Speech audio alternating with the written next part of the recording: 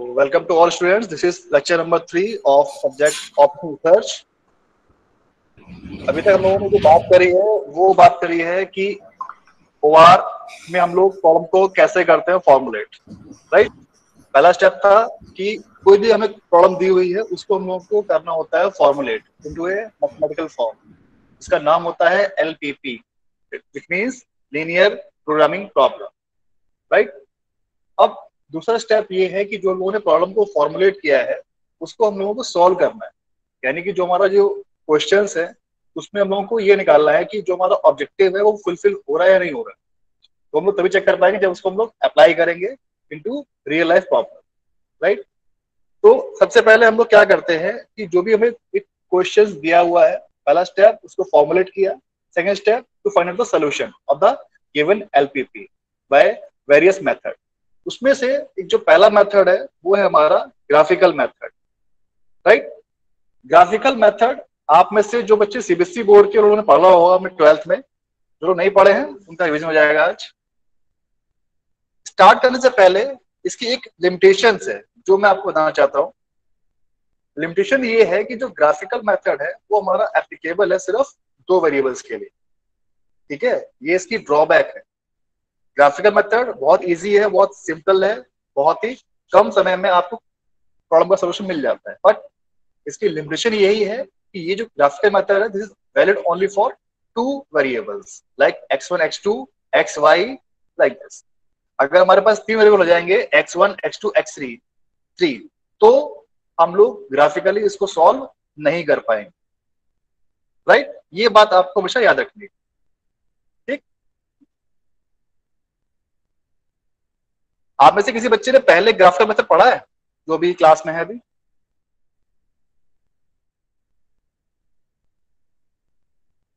किसी बच्चे ने पढ़ा? मतलब जो इक्वेशन सॉल्व करते थे उस पे ग्राफ पे, हाँ, ग्राफिकली सॉल्व करते थे क्वेश्चंस को। हाँ सर वो तो पढ़ा था 12th क्लास में। हाँ, पढ़ रखा है। अगर वो पढ़ रखा है तो फिर तो आपके लिए ये बहुत इजी है, आपको चुटकी लगेगा, चुटकी में आपका क्वेश्चन सॉल्व हो जाएगा, ठीक है। और जो मैंने आपको बात बताई है उसका भी आपको समझ लॉजिक क्या क्यों मैं कह रहा हूँ कि ये 2 वेरिएबल्स के लिए क्यों हमारी लिमिटेशंस हैं। सीधा लॉजिक ये है कि जब हम लोग कोई भी इक्वेशंस को ड्रॉ करते हैं तो हमारे पास पेपर पे सिर्फ 2 चीज होती है, एक्स और वाई, राइट। हमारे पास 3 चीज नहीं होती है। 3D में हम लोग ग्राफ ड्रॉ नहीं कर सकते, ये हमारी लिमिटेशंस है। इसीलिए जो हमारा ग्राफिकल मेथड है उसकी जो लिमिटेशन है वो सिर्फ 2 वेरिएबल पे आकर रुक जाती है, ठीक। अब बढ़ते हैं आगे, इसका प्रोसीजर क्या है पहले वो देखते हैं। प्रोसीजर क्या है इसका? 2-3 स्टेप्स हैं। आपको जो भी प्रॉब्लम दी गई होगी उसको हम लोग पहले कन्वर्ट करते हैं इनटू ए इक्वेशन। तो जो हमारा स्टेप 1 है, स्टेप 1 क्या कहता है? कन्वर्ट ईच इनइक्वालिटी इनटू ए इक्वेशन, राइट। यानी कि जो आपको अगर हल्का सा भी याद होगा कि एलपीपी की फॉर्म क्या होती थी, नंबर 1 हमारा होता था ऑब्जेक्टिव फंक्शन, उसके नीचे होते हमारे कंस्ट्रेंट्स। तो जो हमारे कंस्ट्रेंट्स हैं उन्हीं को हम लोग पहले कन्वर्ट करेंगे इनटू ए इक्वेशन फॉर्म में, क्योंकि जो हम लोग ग्राफ प्लॉट करेंगे वो एक लाइन का ग्राफ हम लोग ड्रॉ करने जा रहे हैं। उसके बाद जो दूसरा स्टेप है, जो हमने इक्वेशंस में कन्वर्ट कर लिया है इक्वलिटीज को, उनको हम लोग प्लॉट करेंगे हर लाइन को अलग अलग एक ही ग्राफ पे, राइट। उसके बाद जो हमारा स्टेप 3 है, जो हमारा फिजिबल रीजन होगा। अभी फिजिबल रीजन क्या है ये आपको बताऊंगा अभी थोड़ी देर बाद में जब हम लोग ग्राफ पे आएंगे, ठीक। तो फर्स्ट स्टेप क्या है हमारा? Find out the feasible region. उसको हम लोग हाईलाइट करेंगे हैशिंग के द्वारा। उसके बाद जो हमारे फिजिबल रीजन्स के पॉइंट्स आए, यानी कि set of all possible solutions, यानी कि जो हमारा फिजिबल रीजन है उस वो हमारे एक तरह से कह सकते हो कि आप सोल्यूशन रीजन है। जो हमारे जितने भी सोल्यूशंस आते हैं वो हमारे फिजिबल रीजन के अंदर ही होंगे, राइट। तो जो फिजिबल रीजन्स के हमारे जो कॉर्नर पॉइंट्स हैं उनको हम लोग चेक करेंगे 1 बाय 1 और उसको पुट करके देखते हैं इनटू ऑब्जेक्टिव फंक्शन। जहां पे हमारा वैल्यू मैक्सिमम या मिनिमम आती है as per the objective function, अगर फंक्शन हमारा मैक्सिमम टाइप का है तो हम लोग चूज करेंगे मैक्सिमम वैल्यू को। अगर हमारा वैल्यू मिनिमम आ रही है और फंक्शन हमारा मिनिमाइज का है तो हम लोग चूज करेंगे मिनिमम वैल्यू, राइट। तो सारे कॉर्नर पॉइंट्स की वैल्यूज को यहाँ पे लिखा हुआ है step 4, compute the coordinates of the corner points of the feasible region, those corner points will be represent the feasible solution. उसके बाद स्टेप फिक्स जो मैंने बताया आपको। अब इन कॉर्नर पॉइंट्स को हम लोग पुट करते हैं into the objective function. Objective function में हम लोग चेक करेंगे हमारी जो वैल्यू है वो किस तरह की आ रही है। अगर फंक्शन हमारा मैक्सिमाइज टाइप का है तो हम लोग चेक करेंगे मैक्सिमम वैल्यू, और अगर हमारी वैल्यू मिनिमाइज टाइप का है तो हम लोग चेक करेंगे मिनिमम वैल्यू, राइट। अब जो हमारा सोल्यूशन आता है उसमें 3 केस मेनली आते हैं। पहला केस क्या है कि जो हमारा ऑप्टिमल सोल्यूशन, यानी कि जो हमें क्वेश्चन चाहिए मैक्सिमाइज या मिनिमाइज फंक्शन के हिसाब से वो वैल्यू मिल जाती है, then we call it's a optimal solution. Number 2, unbounded solution. कई बार आप देखेंगे ग्राफ में कि जो आपका फिजिबल रीजन वाला एरिया है वो अनबाउंडेड है, यानी कि वो जो हमारा रीजन है वो एक पर्टिकुलर कोई शेप ना होके पूरा वो ओपन एरिया में जा रहा है, तो उसे हम लोग बोलते हैं अनबाउंडेड सोल्यूशन। अभी हम लोग कोशिश करेंगे तो ज्यादा क्लियर होगा।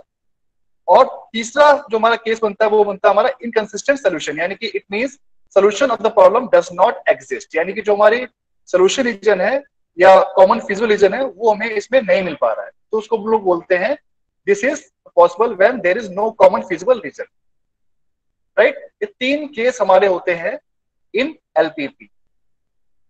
यहां तक किसी को डाउट बच्चे को? No sir. No sir. ठीक है, तो हम लोग अब एक क्वेश्चन उठाएंगे। पहला क्वेश्चन देखते हैं। क्वेश्चन में क्या दिया हुआ है? फंक्शन हमारा दिया हुआ है maximum z is equal to 5x1 plus 7x2। ये हो गया हमारा ऑब्जेक्टिव फंक्शन, राइट। उसके बाद जो ये दिए हुए हैं इनको बोलते हैं हम लोग कंस्ट्रेंट। जो बच्चे पिछली क्लास में नहीं थे वो ध्यान से देख लें। इसको हम लोग बोलते हैं constraints. This is called objective function. And जो लास्ट में आपको दिख रही है this is called the non negativity condition. अब ये जो हम कंडीशन लिखते हैं उसका यूज इस मेथड में होता है, राइट। अब सबसे पहला स्टेप क्या है हमारा? सबसे पहला स्टेप हमारा ये है कि जो भी हमारे कंस्ट्रेंट्स हैं उनको हम लोग इक्वेशन फॉर्म में कन्वर्ट करें, यानी कि जो हमारी पहला कंस्ट्रेंट है ये वाला x1 is less than equal to 6, इसको हम लोग इक्वेशन में कन्वर्ट करेंगे तो कैसे लिखेंगे? x1 is equal to 6, right. तो जो हमारी इक्वेशन बनेगी पहली x1 इज इक्वल टू 6, वो लाइन कैसे ड्रॉ होगी बताइए बेटा, एनीवन? सर जो 6 पॉइंट है उससे स्ट्रेट लाइन ड्रॉ कर देंगे। स्ट्रेट लाइन ड्रॉ हो जाएगी। ये पॉइंट समझ में आ रहा है? अगर ये पॉइंट्स आपको लाइन ड्रॉ करने में दिक्कत नहीं है तो ग्राफिकल मेथड बहुत इजी है आप लोगों को, राइट। देखिए ये बन गई आपकी x1 इज इक्वल टू 6 की इक्वेशन का लाइन। अब इसमें हम लोग x2 की वैल्यू कितनी भी पुट करें x1 की वैल्यू हमारी फिक्स आएगी 6, राइट। तो इसका जो स्टार्टिंग वाला पॉइंट है वो क्या आ गया 6,0। ये मिल गया हमें पहला कोऑर्डिनेट और इसी पर उन्होंने लाइन ड्रॉ कर दी ऊपर तक, ठीक। अब ध्यान दो कि जो हमारा ऊपर वाला ये दिया हुआ था x1 x2 are greater than equal to 0, हम लोग इसी कंडीशन के अकॉर्डिंग सिर्फ फर्स्ट क्वाड्रेंट में ही लाइन को ड्रॉ करेंगे। लाइन तो हमारी ऊपर भी जाएगी नीचे जाएगी, बट क्योंकि हमारी जो कंडीशन है इसके अकॉर्डिंग हम लोग पूरे सारे जितने भी ग्राफ ड्रॉ करेंगे वो सिर्फ इस फर्स्ट क्वाड्रेंट में ही ड्रॉ करते हैं।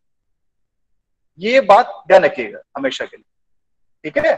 ग्राफिकल मेथड में हम लोग जब भी ड्रॉ करेंगे, कोई बच्चा पूछ सकता है कि भाई लाइन तो हमारी आगे भी जा रही है, सेकंड क्वाड्रेंट में जा रही है, थर्ड में भी जा रही है, फोर्थ में भी जा रही है, बट हम लोग वो एरिया कंसीडर नहीं करते हैं। क्यों? क्योंकि हमारी जो कंडीशन है x1 x2 should be greater than equal to 0।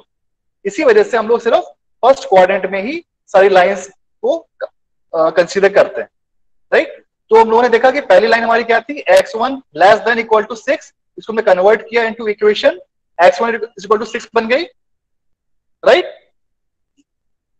ये देखिए हमारी लाइन आ गई। अब जो हमारी दूसरी लाइन है 2x1 plus 3x2 less than is equal to 19, इसको कैसे ड्रॉ करेंगे हम लोग?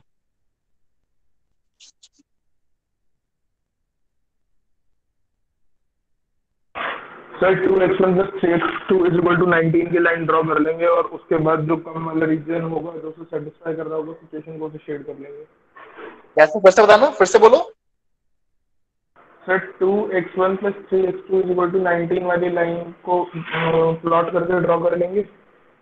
हाँ वही तो मैं x1 प्लॉट की कैसे वैल्यू करोगे, रख के कैसे प्लॉट करोगे, कैसे प्लॉट सर करोगे?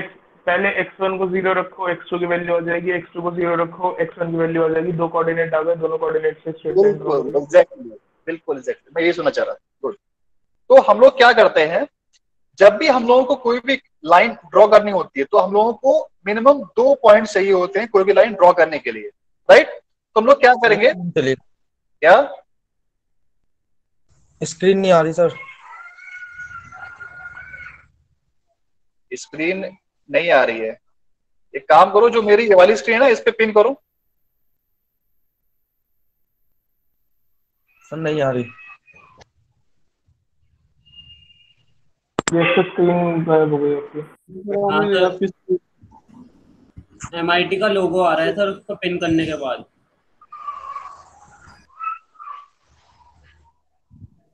यस सर चले गए, सर चले गए।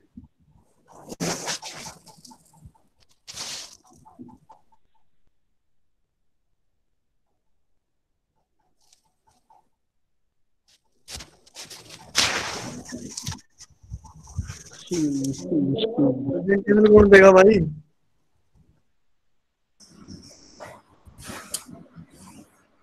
सर हाँ क्या? प्रेजेंटेशन देगा? दे दी, हैं? दे भी दी। दे भी? हाँ कहाँ गए सर यार?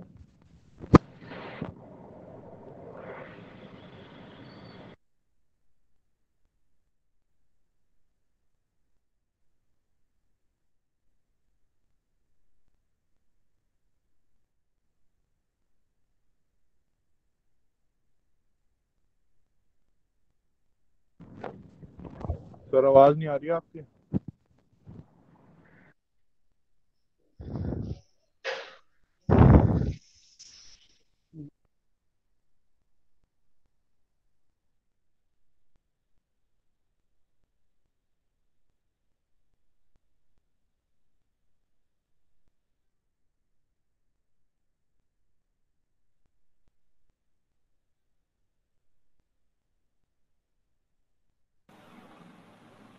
बेटा अब आपको स्क्रीन दिख रही है बेटा?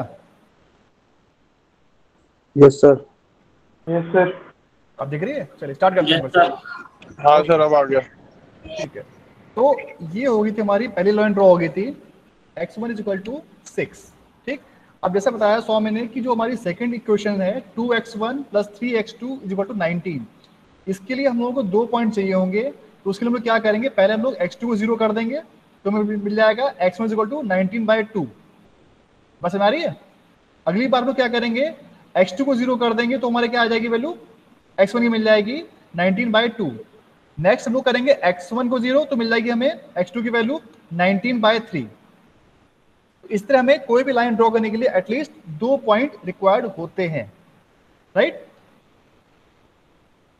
तो ये देखो, ये हमारी जो सेकंड लाइन थी 2x1 is plus 3x2 is equal to 19, ये लाइन इस तरह से ड्रॉ हो जाएगी।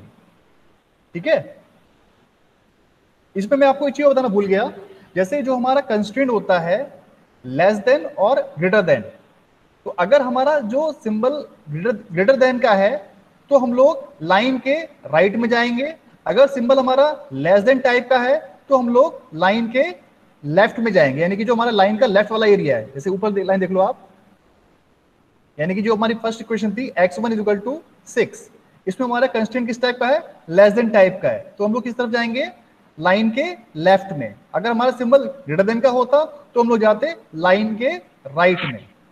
एक लॉजिक और है कि मान लीजिए अगर आपका सिंबल लेस देन टाइप का है तो हम लोगों का जो रीजन होगा ऑलवेज टुवर्ड्स द ओरिजिन होगा, यानी कि ओरिजिन की तरफ वाला एरिया होगा हमारा। अगर हमारा कोई भी कंस्ट्रेंट ग्रेटर देन टाइप का है तो हमारा एरिया होगा अवे फ्रॉम द ओरिजिन, यानी कि लाइन के राइट में। ठीक है, तो ये दोनों रूल आपको वो याद रखने हैं। क्यों? क्योंकि जब हम लोग फिजिबल रीजन निकालेंगे तो हम लोग इस कंस्ट्रेंट इस तरीके से निकालते हैं, राइट? तो हमारी फर्स्ट लाइन ड्रॉ हो गई, सेकेंड लाइन ड्रॉ हो गई। अब बात करते हैं थर्ड लाइन की, जो कि हमारी है x1 plus x2 is equal to 8। Same इसी तरह बन जाएगी, जब लोग पहले करेंगे x1 को 0 तो मिल जाएगा हमें x2 इज इक्वल टू 8, और जब हम लोग x2 0 करेंगे तो मिल जाएगा हमें x1 इज इक्वल टू 8, यानी कि हमें दो कोऑर्डिनेट मिल जाते हैं जो कि हमें दिख रहे हैं इस तरह से। देखिए पहला क्या मिल जाएगा हमें 8,0, दूसरा मिल जाएगा 0,8। इन दोनों पॉइंट्स को मिलाइए, आपकी लाइन ड्रॉ हो जाएगी x1 इज इक्वल टू 8। अब चूंकि इसमें हमारा कंस्ट्रेंट किस तरह का है, लेस देन टाइप का है, यानी कि जो हमारा लाइन के लेफ्ट वाला जो पार्ट होगा वो होगा हमारा सोल्यूशन रीजन, जो हमारे ये पीले पीले आपको एरो दिख रहे हैं।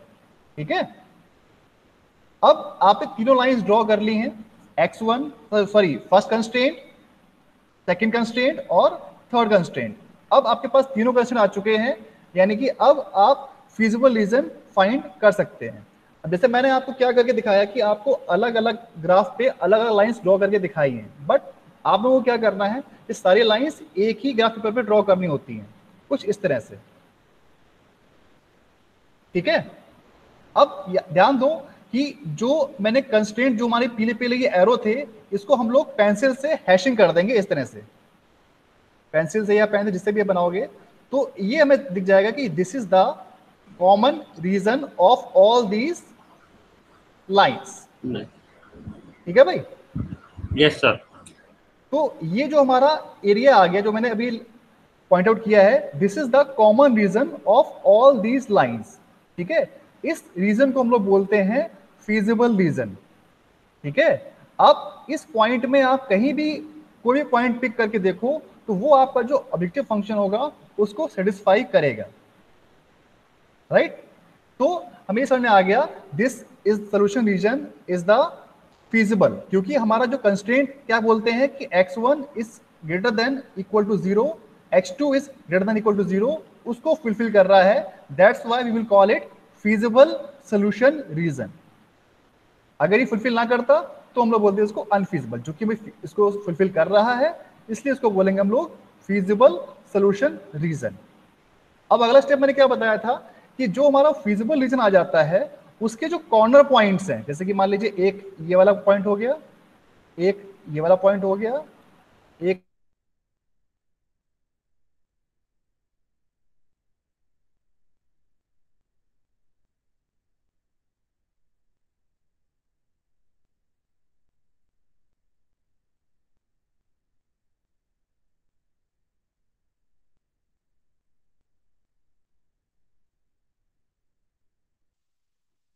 सर 5 कॉर्नर है इसके।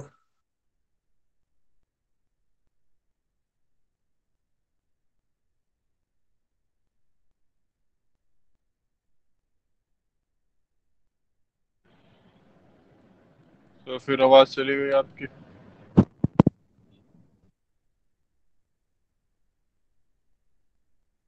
बेटा लाइट चली गई, दोबारा से ज्वाइन कर रहा हूँ मैं। ठीक है ना, वेट करिए आप।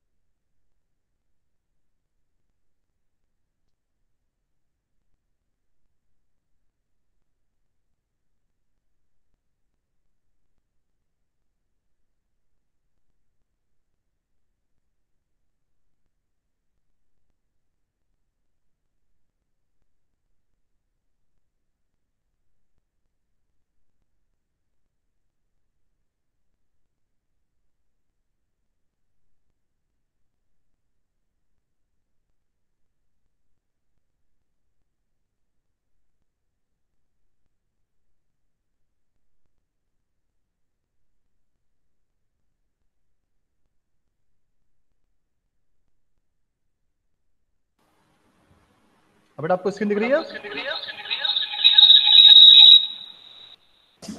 जी सर। ओके, तो हम लोग ये बात कर रहे थे कि जैसे हमारी सारी लाइंस ड्रॉ हो जाती है तो उसके बाद मिल जाता है हम लोगों को फिजिबल रीजन मिल जाता है। अब इस जो फिजिबल रीजन के कॉर्नर पॉइंट्स हैं, जैसे कि मान लीजिए एक पॉइंट ये हो गया, एक पॉइंट ये हो गया, एक ये हो गया, एक ये हो गया और एक ये हो गया। अब इन सारे कॉर्नर्स पॉइंट्स को हम लोग चेक करेंगे वन बाय वन और इसकी वैल्यूज पुट करके देखेंगे इनटू द ऑब्जेक्टिव फंक्शन। अगर इस ऑब्जेक्टिव फंक्शन में हमारी जो फंक्शन मैक्सिमाइज टाइप का है तो हमारा ऑब्जेक्टिव ये रहेगा कि हमें मैक्सिमम वैल्यू किस पॉइंट पे मिल रही है। ठीक, अगर वो ये होता मिनिमाइज टाइप का तो हम लोग चेक करते हैं कि मिनिमम वैल्यू किस पॉइंट पे मिल रही है। ठीक, तो हम लोग अगले स्टेप में क्या करेंगे, सारे कॉर्नर पॉइंट्स निकालेंगे। ये देखिए इस तरह से, पहला हमारा क्या हो गया पॉइंट ए, इसके कोऑर्डिनेट क्या है 0,0। अगला पॉइंट क्या है हमारा बी पॉइंट, इसके कोऑर्डिनेट क्या है हमारे 6,0। नेक्स्ट पॉइंट है सी, इसी कोऑर्डिनेट क्या है 6,2। अगला क्या है हमारा डी पॉइंट है, इसके कोऑर्डिनेट हमारे हैं 5,3। अगला पॉइंट है ई पॉइंट, इसके कोऑर्डिनेट हमारे क्या है 0,6.3। अब जो कॉर्नर पॉइंट्स हमारे सिंगल वाले तो इजी हैं, बट जहां पे हमारे दो लाइन क्रॉस हो रही हैं इनके कोऑर्डिनेट कैसे निकालते हैं? तो इसका बहुत सिंपल तरीका है कि जैसे आपके पास कैलकुलेटर यूज करते हो सभी लोग, सबके पास कैलसी होगा एक, उसमें हम लोग क्या करेंगे इक्वेशंस ओपन करेंगे, इक्वेशंस में हम लोग टाइप करेंगे टू अननोन और इन दोनों इक्वेशंस को टाइप कर देंगे, जो हमारी इस इक्वेशन की वैल्यू जो इक्वेशन है और जो हमारी ये वाली इक्वेशन है। तो जैसे इसको आप सॉल्व करोगे आपको अपने आप इसी कोऑर्डिनेट्स मिल जाएंगे 6,2। सिमिलरली जो हमारी ये वाली इक्वेशन है और ये वाली इक्वेशन टाइप करेंगे तो आपको इसके मिल जाएंगे कोऑर्डिनेट्स। आप चाहे कैलकुलेटर से कर सकते हो या आप सिंपल इसको सॉल्व भी कर सकते हो, तो आपको इसके यहाँ से कोऑर्डिनेट्स मिल जाएंगे। अदरवाइज अगर इसको प्रॉपर्ली आप ग्राफ पे ड्रॉ करोगे तो आपको कोऑर्डिनेट्स आराम से इजीली विजुअल हो जाएंगे। एग्जैक्टली ना है लेकिन आपको अप्रोक्सीमेट आपको कोऑर्डिनेट्स मिल जाएंगे, जैसे कि आपको 6,2 आराम से विजुअल हो जाएगा। राइट, दिक्कत यहाँ पे आएगी जहां पे आपको 0,6.33 है, ये थोड़ा देखना आपको दिक्कत लगेगी, लेकिन आप अगर इसको सॉल्व करेंगे कैलकुलेटर से तो आपको एग्जैक्ट पॉइंट्स मिल जाएंगे। राइट, इतना करने के बाद जो हमारे ये कॉर्नर पॉइंट्स मिल गए हम लोगों को, इसको हम लोग चेक करेंगे step by step, value put करेंगे इनटू द ऑब्जेक्टिव फंक्शन कुछ इस तरह से। ये देखिए अब जो हमारे सारे पॉइंट्स थे उनकी हमने वैल्यू रख के देखी इनटू दिस ऑब्जेक्टिव फंक्शन। पहले जब हमने ए की वैल्यू रखी तो वैल्यू क्या मिलती है हम लोगों को 0। जब हम लोगों ने बी पॉइंट की वैल्यू रखी तो वैल्यू मिल रही है हम लोगों को 30। सिमिलरली जो हमारा सी पॉइंट है इसको रखा तो मिला हमें 44। डी पॉइंट 5,3 इसको रखा तो वैल्यू मिली हम लोगों को 46। और जब हम लोगों ने ई पॉइंट रखा तो वैल्यू मिलती है हम लोगों को 44.33। अब इन सब में जो हमारी मैक्सिमम वैल्यू है वो क्या है 44.33, यानी कि जो मैक्सिमम वैल्यू हमारी आ रही है वो हमारी आ रही है 46, यानी ये हो गया हमारा आंसर। हम लोग इसके बाद लिखेंगे एक लाइन में the optimal value of the objective function is 46 at the point 5,3। ठीक है भाई, तो ये हो गया आपका solution of the LPP by the graphical method first case. इसमें यहां तक किसी को कोई भी डाउट हो मुझसे पूछ लो एक बार, इसको मैं दोबारा रिपीट कर दूंगा। बताइए बेटा। सही है, मैक्सिमम वैल्यू जो आई है ये उसमें से आएगी ना कॉमन पॉइंट से? हाँ ये तो बताया मैंने, यानी कि जो हमने ये कॉर्नर पॉइंट्स रखे हैं इनको ही चेक करना होता है फंक्शन में। जो मैंने ये वैल्यूज निकाली ए बी सी डी, इनको मैंने वन बाय वन इसमें रख के देखा और जो ये वैल्यूज लिखी हैं ये वही लिखी हैं जो इनको रखने पे वैल्यू आ रही है हमारी। ठीक है, ठीक है सर। अब मान लो फॉर एग्जांपल कि अगर ये फंक्शन हमारा मैक्सिमाइज ना होता, ये होता हमारा मिनिमाइज टाइप का, तो हम लोग क्या करते, तो हम लोग चेक करते मिनिमम वैल्यू किस पॉइंट पे मिल रही है हमें, तो हम लोग चेक करते 0 पे हमारी किस पे मिल रही है इस पॉइंट, तो हमारा आंसर क्या होता, ये होता हमारा आंसर। ठीक है, तो जैसा हमारा फंक्शन होता है हम लोग उसी के अकॉर्डिंग चेक करते हैं। ऐसा नहीं कि आंख बंद करके मैक्सिमम वैल्यू निकाल दी हम लोगों ने, वही हमारा हो गया आंसर। कई बार कुछ हमारा मिनिमाइज टाइप का होगा तो हमें मिनिमम वैल्यू भी चेक करनी होती है। राइट, इसमें कोई डाउट किसी को यहां तक?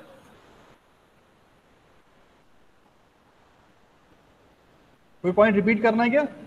कोई से करना है? सारे पॉइंट्स क्लियर हैं भाई? हाँ जी सर। चलिए, तो आगे बढ़ते हैं फिर। ये हमारा हो गया पहला केस। ऐसे ही क्वेश्चन एक उठाते हैं सेम।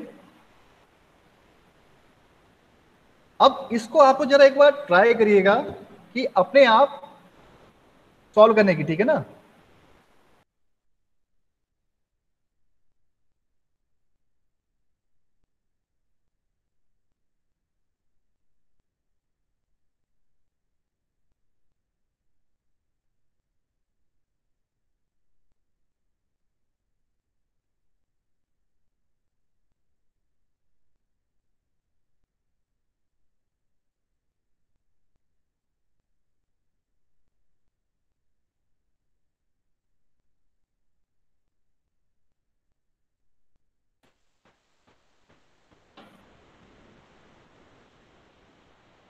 अभी क्वेश्चन किसने दे रखा है, मैक्सिमम जेड।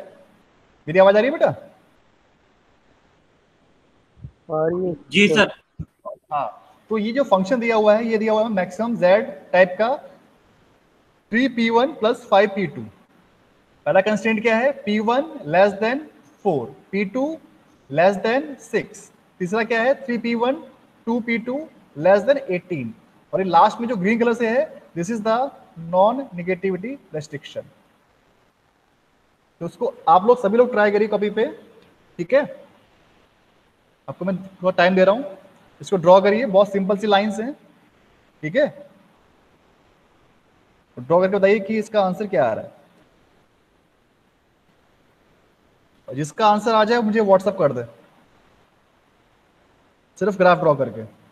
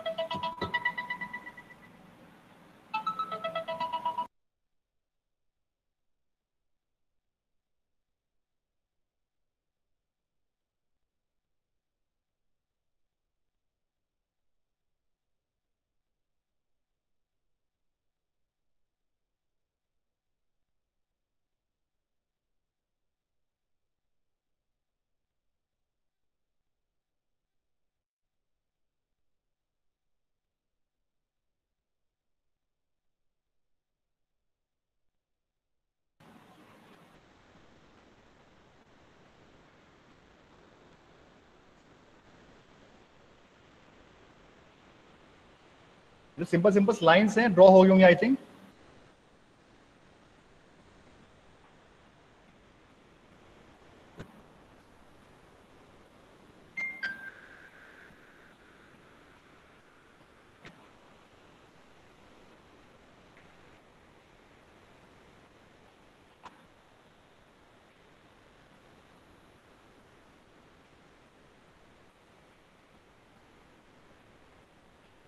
सर ग्राफ भेज दिया आपको। भेज दिया। एक काम करो, ये बच्चे मुझसे लिंक क्यों मांग रहे हैं भाई, ये तो क्लासरूम में दे रखा है ऑलरेडी है। तनुज का मैसेज आया पड़ा है, अनुराग का आया हुआ है मैसेज। सर तनुज भी क्लास में है, अनुराग भी क्लास में है। बेटा मीटिंग लिंक एक ही है, इसको बार बार चेंज नहीं हो रहा है। जो लिंक क्लासरूम में आपकी विजिबल होती है ना, वही सेम लिंक है, आपको हमेशा उसी ज्वाइन करना है, ठीक है तनुज? हाँ भाई। हाँ जी हाँ। ओके हाँ सर। ये ओके ओके। ये किसने मुझे भेजा, क्या नाम बेटा आपका? सौम्य, ठीक है, सही है आपका, गुड। ऐसे बाकी लोग भेज सकते हो मुझे फटाफट, ताकि मैं देख पाऊँ कुछ कर रहे हो नहीं कर रहे हो आप लोग। जिनका नहीं हुआ वो लोग देख ले। जो हमारा फर्स्ट कंस्ट्रेंट था P1 is equal to sorry less than equal to 4, तो हम उसको ड्रॉ करेंगे as P1 is equal to 4, ठीक है। पहला पॉइंट क्या होगा, 4,0, एक कोऑर्डिनेट लेंगे यहां से, और इसके बाद यहां से एक सीधी लाइन ड्रॉ कर देंगे parallel to y axis, right.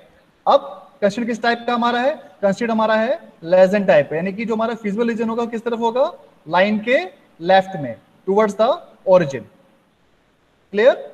इसके बाद अगला कंस्ट्रेंट क्या है, P2 is equal to less than 6, यानी कि इक्वेशन क्या बनेगी हमारी, P2 इज इक्वल टू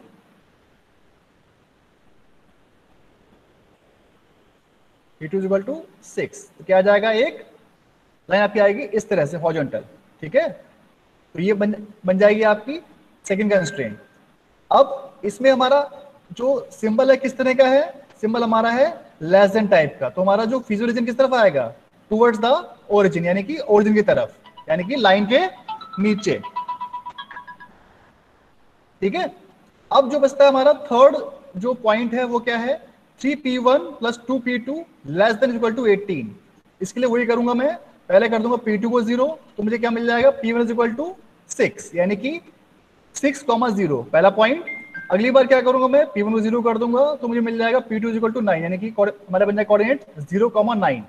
तो 2 पॉइंट मिल गया मुझे, 6,0 और 0,9, कुछ इस तरह से, ठीक है। इन्होंने दिखाया नहीं इसमें, लेकिन हम लोग दिखाना पड़ेगा।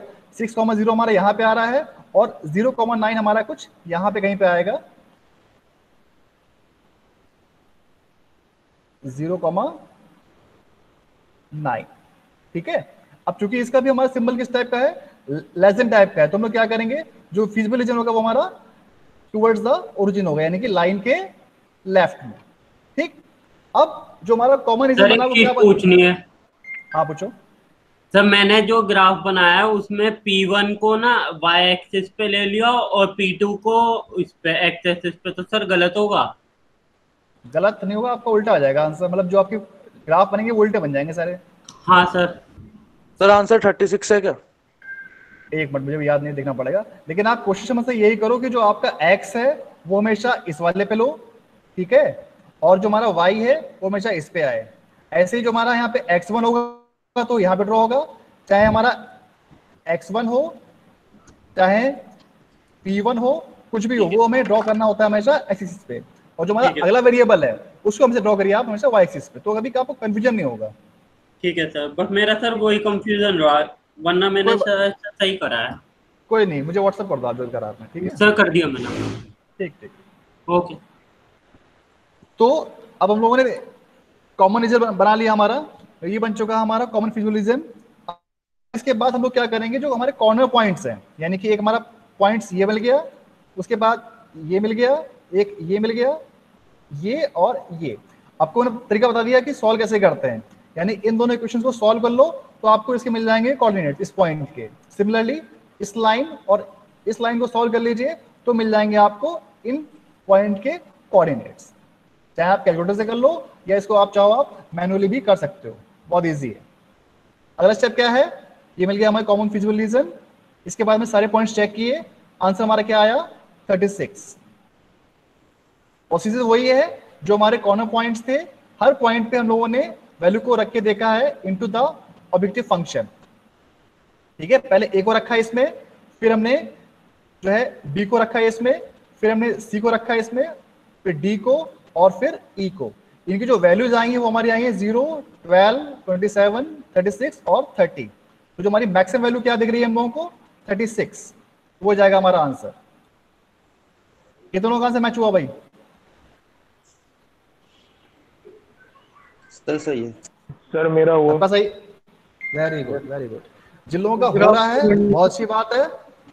अभी देखो आप लोग रफली ड्रॉ करो, एग्जैक्टली ड्रॉ करने की जरूरत नहीं है, लेकिन एग्जाम में आपको प्रॉपर ग्राफ पेपर पे ड्रॉ करना होता है, ठीक है। कॉपी के लास्ट में ग्राफ पेपर होता है, आप लोगों ने देखा कॉपी ध्यान से कभी, ठीक है। जो नॉन नेगेटिविटी वाली कंडीशन है वो तो ग्रेटर देन 0 है, रीजन ऊपर को आएगा नीचे को? अरे बेटा कौन पूछ रही है? मैं अनुराग पूछ रहा था। अनुराग बेटा, जो नॉन नेगेटिविटी कंडीशन, अभी आप लेट आए थे क्लास में क्या, उसका रोल बस ये है कि ये जो आपका पूरा जो ग्राफ है वो सिर्फ फर्स्ट क्वाड्रेंट में ही ड्रॉ करना है, उसके अलावा इसका कोई रोल नहीं है, ठीक है। इसको हम लोग ड्रॉ कभी नहीं करते हैं। जो हमारी नॉन नेगेटिविटी कंडीशन है इसका सिर्फ और सिर्फ पर्पस ये है कि जो हमारा ग्राफ है वो लिमिटेड हो गया सिर्फ फर्स्ट क्वाड्रेंट में, सिर्फ इस क्वाड्रेंट में ही हम लोगों को ड्रॉ करना है, इसके अलावा कोई रोल नहीं है इसमें इसका, और कभी इसको ड्रॉ नहीं करते हैं, ठीक है भाई। किसी और को डाउट तो नहीं इस तरह का? आगे बढ़े भाई? Yes sir. चलिए आगे बढ़े। चलिए ये आपका अगला क्वेश्चन है, क्वेश्चन नंबर 3। फटाफट ट्राई करो एक बार। दिया हुआ है minimum z is equal to 5x1 plus 2x2। Constant दिया हुआ पहला 2x1 plus 5x2 greater than equal to 10, 4x1 minus x2 greater than equal to 12, x1 plus x2 greater than equal to 4। अब इसमें ध्यान दो, कंस्टेंट हमारे change हो गए हैं इस बार, तो जो हमारा फिजिकल रीजन आएगा वो कुछ चेंज आएगा।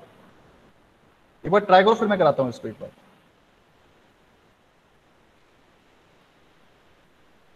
तो जिसका हो जाए मुझे व्हाट्सएप करता है।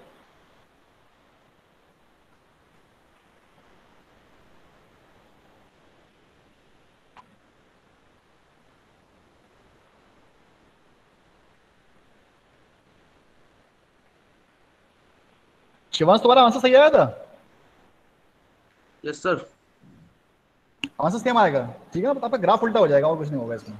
हाँ सर, आंसर सर नहीं, मेरा आंसर सर गलत आ रहा था मेरा। आंसर गलत आ गया? हाँ सर, मेरा 24 आ रहा है सर, 36 आना चाहिए था। हाँ तो वही ग्राफ उल्टा हो गया ना आपका। हाँ जी सर। तो अब आगे से ध्यान रखना कि आपको ड्रॉ उसी तरह करना है, ठीक है ना? आपकी ठीक है लाइंस सर। गलत होगी इस तरह से, इसका मतलब ये है ना? ठीक है सर। चलिए, काफी बच्चों का रिस्पॉन्स आ गया। तनुज आप भी पूछो भाई। ओके सर, सेंड कर देंगे। साथ में बेटा प्रैक्टिस करते रहो, तब तो फायदा है। वरना होता क्या है, देखने में बहुत इजी लगता है, बहुत सिंपल है, कि जब खुद करोगे तो कहीं ना कहीं गलती करोगे आप। ठीक है, तो अब थोड़ा सा देखते हैं, इसको भी देखते हैं। जो लोग कर रहे हैं वो ट्राई करते रहो, बाकी लोग देखो यहाँ पे। अब जो हमारा पहला कंस्ट्रेंट है वो क्या है? 2x1 plus 5x2 greater than equal to 10। तो इसको ड्रॉ किस तरह करेंगे? शादी कर दिया पूरा। अब देखिए, जो हमारा पहला कंस्ट्रेंट था 2x1 plus 5x2 greater then 10, वो देखिए आपकी लाइन ये वाली आएगी, ठीक है? अब इसमें क्या है कि जो हमारा कंस्ट्रेंट है वो किस तरह का है? ग्रेटर देन का है, यानी कि जो हमारा फिजिबल रीजन होगा वो किधर होगा? अवे फ्रॉम द ओरिजिन, यानी कि लाइन के राइट में, ये वाला एरिया, ठीक? उसके बाद जो हमारा अगला कंस्ट्रेंट है 4x1 minus x2 greater than equal to 12, वो हो जाएगी हमारी लाइन ये वाली, ठीक? इसमें वो सेम केस है कि जो हमारा कॉमन फिजिबल, जो हमारा फिजिबल रीजन है वो किधर होगा? लाइन के राइट में या फिर ओरिजिन से दूर, ठीक है? यानी कि ये वाला एरिया। तीसरा कंस्ट्रेंट क्या है? x1 plus x2 greater than equal to 4, यानी कि ये रहा हमारा। और इसका जो रीजन होगा वो भी हमारा होगा इस तरह से होगा। इसको अलग पेन से ले लेता हूं मैं। ये हो जाएगा हमारा ये वाला, ठीक है? तो अब आप देखो कि जो हमारा कॉमन रीजन बना है वो क्या बना है? वो बना है हमारा ये वाला रीजन। तुम्हारी लाइन बता दो। वो बना है हमारा ये वाला region. This is the common region of all these three constraint. जहां ये मैंने ब्लैक पेन से किया है, ये देखो आप, this is the common region, ठीक है? अब इस कॉमन रीजन में मुझे क्या देखना है? सर सेकंड मुझे एक मिनट,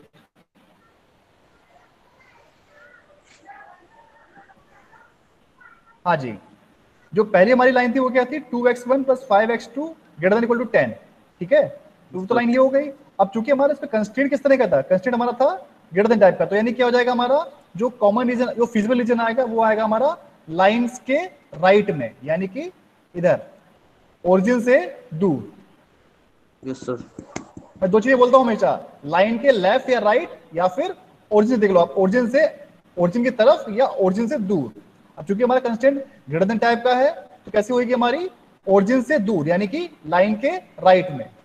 सिमिलरली जो हमारा अगला कंस्ट्रेंट है 4x1 minus x2 greater then 12, line ये वाली ड्रॉ होगी हमारी, ठीक है? इसमें हमारा सेम कॉन्सेप्ट लगेगा, लाइन के राइट में, यानी कि ओरिजिन के अवे, ओरिजिन से दूर। तो वो जाएगा हमारा एरिया ये वाला, जहां पे हमारा ये पीले रंग का एरो बना हुआ है, राइट। ऐसे ही जो हमारा थर्ड कंस्ट्रेंट है x1 plus x2 greater than equal to 4, ठीक है। तो ये हो जाएगा हमारा तीसरा कंस्ट्रेंट, और इसको भी हम लोग देखेंगे क्योंकि हमारा कंस्ट्रेंट ग्रेटर देन टाइप का है, तो कैसा रीजन आएगा हमारा, अवे फ्रॉम द ओरिजिन, यानी कि लाइन के राइट में, यानी कि सारा एरिया हमारा ये वाला हो गया।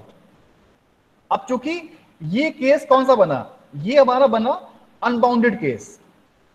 क्यों? क्योंकि जो हमारा फिजिबल रीजन है वो आप लोग देखो, वो पूरा हमारा ये वाला पूरा एरिया हो गया हमारा, इसमें कोई हमारी लिमिट नहीं है। यहां से यहां तक आप ग्राफ ड्रॉ करते चले जाओ, आपको ये पूरा रीजन, इस पूरे रीजन को बोलेंगे हम लोग फिजिबल रीजन। ये पूरा रीजन हमारा कैसा है, फिजिबल रीजन है, लेकिन अनबाउंडेड है। इसीलिए जो ये वाला केस हो गया, ये हो गया हमारा अनबाउंडेड फिजिबल रीजन, ठीक है। ये पॉइंट से मैं क्यों बोल रहा हूं अनबाउंडेड?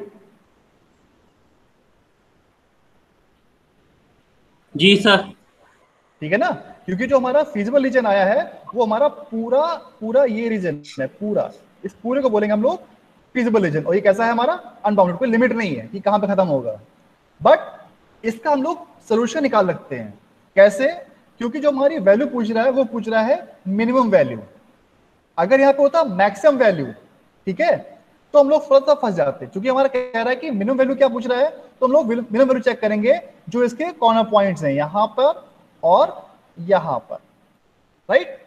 देखिए यहां पर अगले स्टेप में ये हो गया, this is the feasible region जो रेड कलर दिखा रखा है, और this is the case of unbounded feasible जो आपको मैंने बताया था। अब अनबाउंडेड क्यों है इस समय आपको आ गया होगा, क्योंकि ये रीजन पूरा हमारा आगे एक्सपेंड हो रहा है, ये पूरा हमारा जो आगे तक जाएगा, that's why we call it as unbounded feasible region. अब इसमें दो पॉइंट्स मिल रहे हैं हम लोगों को, ए और बी। इन दोनों पॉइंट से हम लोग वैल्यू चेक करेंगे फंक्शन को, और जिस पॉइंट पे वैल्यू मिनिमम हमें मिल जाएगी उस पॉइंट को बोल देंगे, वो हमारा हो जाएगा आंसर।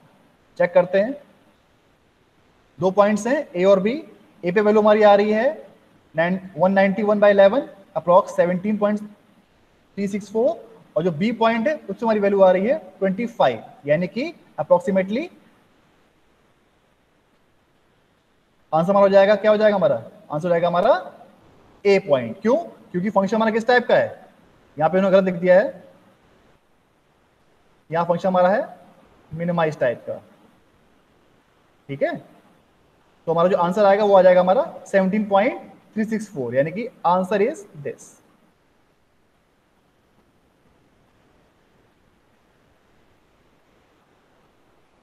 इसमें किसी को डाउट है बेटा? नहीं सर। क्लियर है? चलिए, इसके बाद एक लास्ट क्वेश्चन और करते हैं, फिर हम लोग एक क्विज लेंगे, ठीक है। ये क्वेश्चन नोट कर लिया आप लोग। Maximum z is equal to 3x1 plus 4x2, constant दिया हुआ है x1 plus x2 greater than equal to 5, 3x1 plus x2 greater than equal to 8। ये आप लोगों को सॉल्व करना है।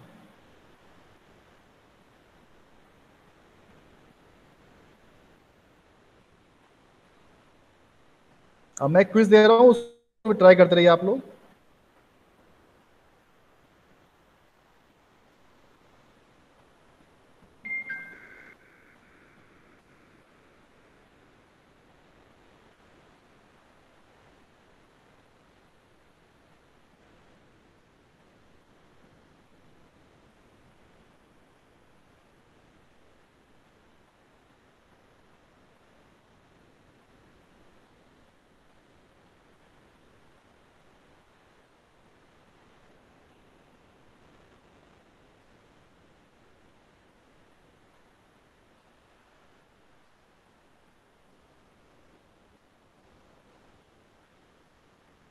कुछ मिल गया बेटा?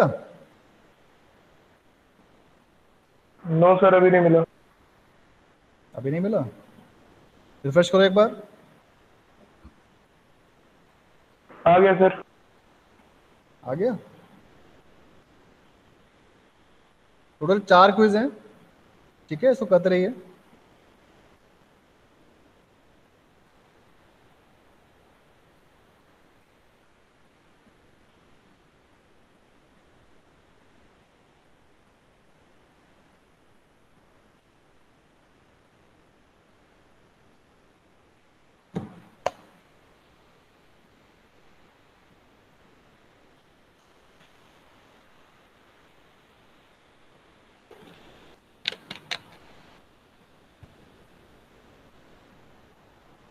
जिन लोगों ने कर लिया क्वेश्चन वो देख लें यहाँ पे।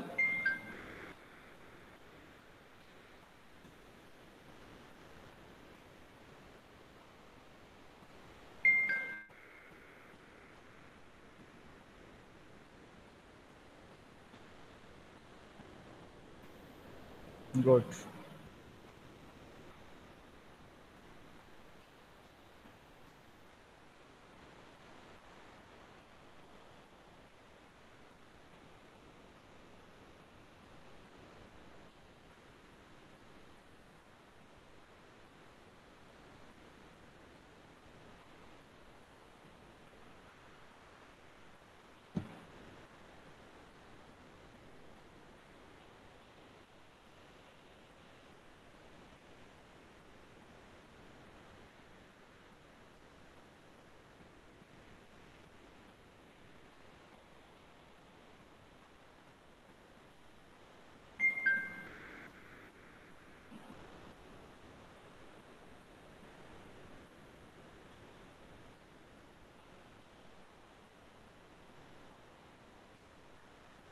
बेटा क्विज कर दीजिए सब लोग।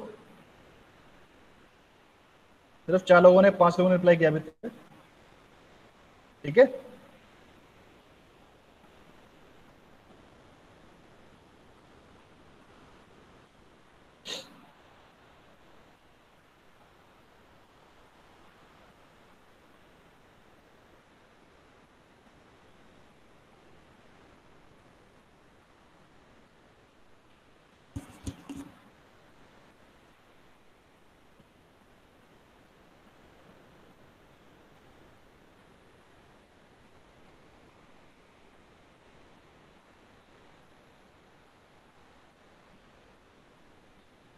बेटा यहाँ देखो, अब चलो आप क्वेश्चन देख लो ये वाला।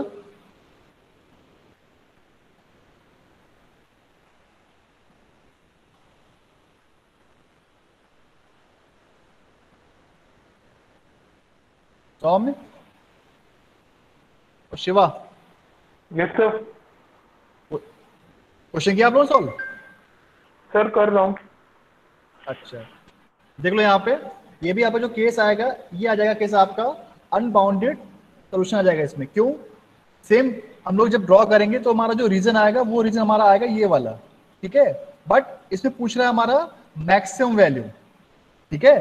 पिछले वाले केस में क्या था, वहां था हमारा मिनिमम, तो हम लोगों ने तुरंत वैल्यूज को पुट करके देखा और हमारी वैल्यूज मिल गई मिनिमम में। बट इस केस में क्या है, फंक्शन हमारा है मैक्सिमाइज टाइप का, तो यानी कि मैक्सिमम वैल्यू हमें कहाँ मिलेगी ये हमें पता नहीं है। ठीक है। तुम लोग क्या लिखेंगे यहाँ पे, this feasible reason is unbounded hence z can be increased infinitely, so this problem is having a unbounded solution। हम लोग ये लाइन यहाँ पे नीचे लिखनी पड़ेगी। ठीक है भाई, तो ये हो जाएगा इस क्वेश्चन का आंसर। ठीक है सर। ठीक है, ये सब लोग बेटा कर पा रहे हो अपने आप?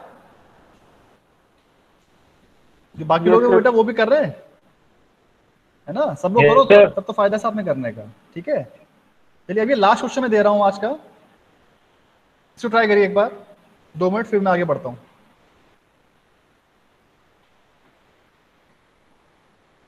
इसको ट्राई करिए आप लोग। चलिए क्वेश्चन दिया हुआ है maximum z is equal to 2x1 plus 6x2।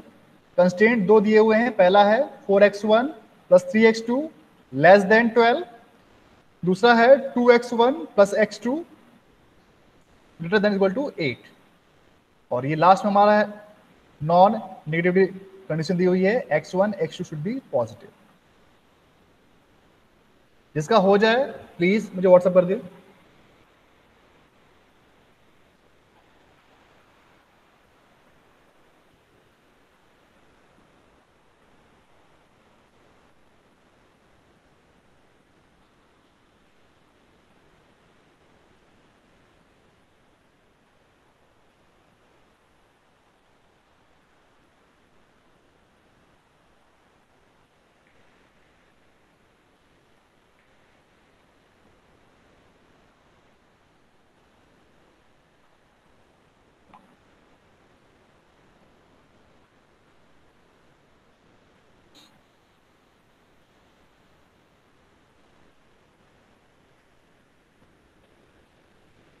किसी को लाइन ड्रॉ करने में दिक्कत आ रही है कि लाइन ड्रॉ कैसे कर रहे हैं हम लोग ये?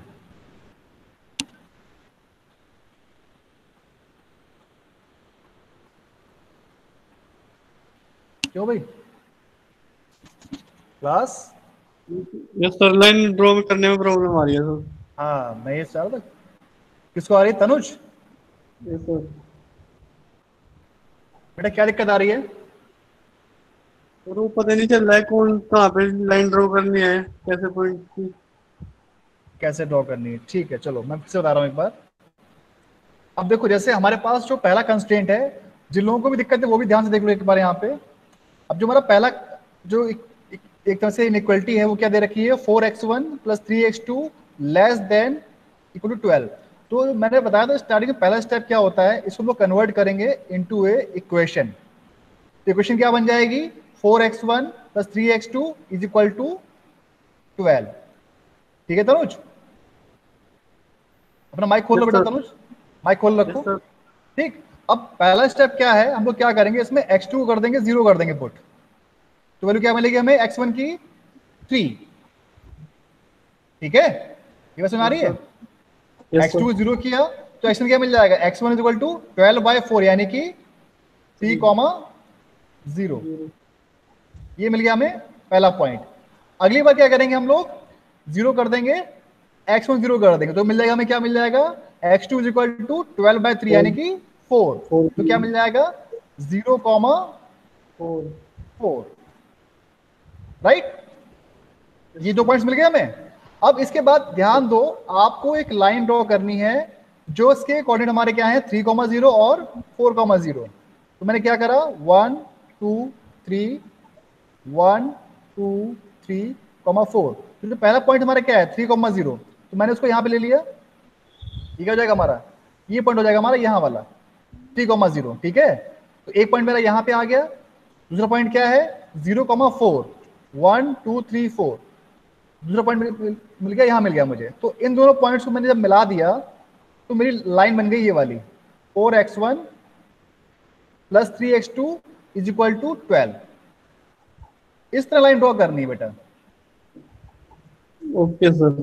ठीक है, अब जैसे मान लीजिए आपकी एक लाइन ड्रॉ हो गई, अब आपको इसी में लाइन जो दूसरी वाली वो भी ड्रॉ करनी है, यानी कि 2x1 + x2 = 8। तो क्या करोगे? पहले x2 0 कर दो, पहला पॉइंट क्या मिल जाएगा? x1 = 8/4 यानी कि 4,0। फिर एक बार x1 0 कर दो तो क्या मिल जाएगा? 0,8। राइट, तो मैं 2 पॉइंट्स मिल गए। अब इन दोनों पॉइंट्स को ले लो यहाँ पे, 4,0 में यहाँ मिल जाएगा और 0,8 मैंने अप्रोक्सीमेट मान लिया कहीं यहाँ पे आ जाएगा। अब इन दोनों लाइन पॉइंट्स को मिला दो तो इन दोनों पॉइंट्स जो लाइन जाएगी वो लाइन हो जाएगी हमारी ये वाली। अब ठीक है भाई? Yes sir. आप क्लियर हो गया? जी सर। ठीक, अब इसमें एक पॉइंट ये होता है कि हमारा जो फिजिबल रीजन है वो किधर लेंगे। अब ध्यान दो, जो हमारा ऊपर वाला कंस्ट्रेंट था उसमें हमारा था सिंबल लेस देन टाइप का, यानी किधर आएगा रीजन हमारा? लाइन के लेफ्ट में, यानी कि टुवर्ड्स द ओरिजिन। यानी ये हो जाएगा रीजन हमारा, ये हो जाएगा रीजन हमारा ये वाला।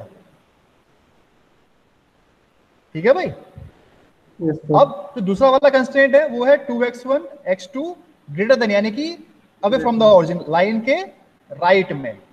तो वो हो जाएगा हमारा एरिया ये वाला। ठीक है भाई? अब इसमें दिक्कत क्या आ गई कि अभी तक तो हमें एक कॉमन रीजन मिल रहा था, अब इस केस में हमें कोई भी कॉमन रीजन नहीं दिख रहा है। तो ये कौन सा केस हो जाएगा? बाकी लोग बताओ भाई। मैंने शुरू बताए थे 3 केस बताए थे आपको, ऑप्टिमल, अनबाउंडेड और तीसरा अनबाउंडेड। हाँ, अनबाउंडेड हो जाएगा सर।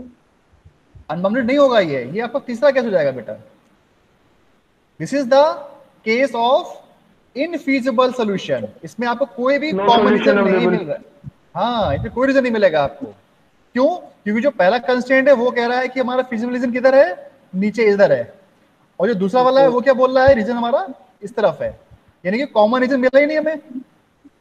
जब कॉमन रीजन नहीं मिला दैट मींस हमारा कोई भी सोल्यूशन फिजिबल नहीं मिल पा रहा है, यानी कि this problem has no feasible solution. That means this is the case of infeasible solution. आपको ये लाइन लिखनी पड़ेगी नीचे लाइन पे, ठीक है भाई? किसी और को दिक्कत? हाँ, x1 ग्रेटर देन 0, ये इस पे क्या करना है सर? ये जो x1 plus x2 greater than equal to 8 है, इसमें हमें जो करना होता है कि लाइन के राइट में आता है कॉमन रीजन। मतलब ये लाइन के राइट जो मैंने ये लास्ट में sir x1 x2 greater then 0 third equation. कौन पूछ रहा है ये बात? नाम बताओ बेटा अपना। सर तनुज। तनुज, अच्छा आप भी पूछ रहे हो? बेटा ये जो लास्ट वाली होती है इसका काम कुछ नहीं होता है, इसको हम लोग कभी ड्रॉ नहीं करते हैं। This is called the non negativity condition. इसका बस रोल ये होता है कि जो हम लोग क्वेश्चंस को ग्राफिकली ड्रॉ कर रहे हैं वो सिर्फ इस क्वाड्रेंट में ही ड्रॉ करेंगे। This is called the first quadrant. क्यों? क्योंकि सिर्फ इस क्वाड्रेंट में हमारा x1 x2 दोनों पॉजिटिव होते हैं, ठीक है? क्योंकि अगर हम लोग इधर बैकवर्ड में जाएंगे तो क्या हो जाएगा, हमारा x1 नेगेटिव हो जाएगा, यानी कि जो हमारी कंडीशन फुलफिल नहीं हो पा रही है। अगर हम लोग नीचे आएंगे तो हमारा x2 नेगेटिव हो जाएगा, ठीक है? इस कंडीशन को फुलफिल करने के लिए ही हम लोग सिर्फ फर्स्ट क्वाड्रेंट में सारे ग्राफ्स को ड्रॉ करते हैं। Okay sir. इसलिए इसका नाम ही इसको बोलते यही है, नॉन नेगेटिविटी कंडीशन। जब मैंने फॉर्मुलेशन करवाई थी तो मैंने बताया था आपको कि कभी भी हम लोग प्रोडक्शन नेगेटिव में कभी नहीं करते हैं, ये तो प्रोडक्शन होगा या फिर नहीं होगा, ठीक है? मैं फिर से रिपीट कर दूं, हम लोग सिर्फ कंस्ट्रेंट को ड्रॉ करते हैं, एक्स इस वाले को, जो हमारी ये कंडीशन होती है नीचे वाली, को हम लोग कभी ड्रॉ नहीं करते हैं, ठीक है? अगर किसी को भी डाउट हो तो ध्यान से इसको कहीं लिख लो बड़ा बॉक्स बना के, this is the non negativity condition. इसको हम लोग कभी भी ड्रॉ नहीं करते हैं, ठीक है? Yes sir. चलिए, अभी किसी को डाउट है तो कुछ पूछ लो मुझसे, फिर क्लास खत्म करते हैं आज की। बाकी लोग कोई डाउट है बेटा? No sir. ठीक है, तो आप लोग उसको फिर प्रैक्टिस करिएगा, ठीक है? बुक्स मैंने दे रखी है क्लासरूम पे, अगर वहां से कर सको तो बहुत अच्छी बात है, अदरवाइज ये क्वेश्चन दोबारा ट्राई करना अपने आप। और अगर कहीं कोई दिक्कत आए तो मुझे व्हाट्सएप पर भेजिएगा एनी टाइम, ठीक है? मैं कोशिश करूंगा आपको रिप्लाई करने की। Okay sir. ठीक है, तो क्लास यहीं फिनिश करते हैं। Thank you. Thank you sir. Thank you.